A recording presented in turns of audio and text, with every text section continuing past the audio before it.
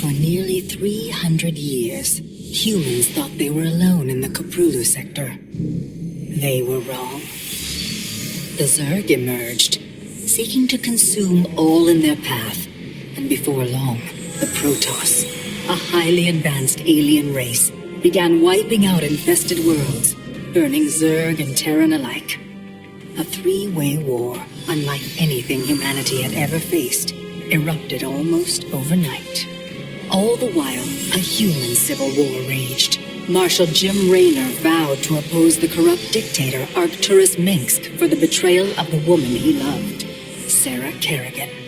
Boys, how about that evac? Damn you, Arcturus. Don't do this. It's done.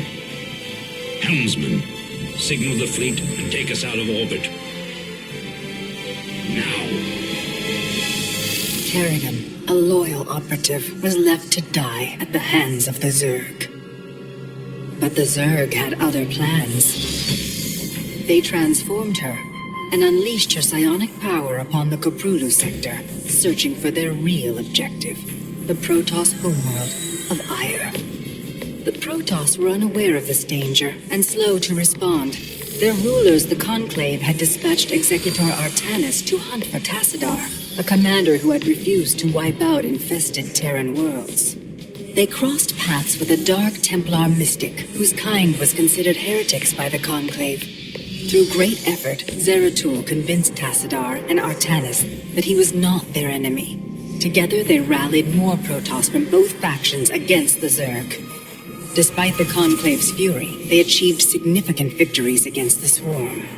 But when Zeratul struck down one of the Overmind's Cerebrits, his own mind was left vulnerable.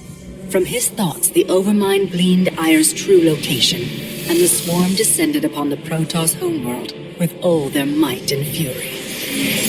It was Tassadar who kept the Templar from extinction that day. Using the power of both the Templar and the Dark Templar, he sacrificed himself to kill the Overmind. Ire was lost, but Artanis led the survivors to the Dark Templar's homeworld of Shakuras. Old prejudices were set aside.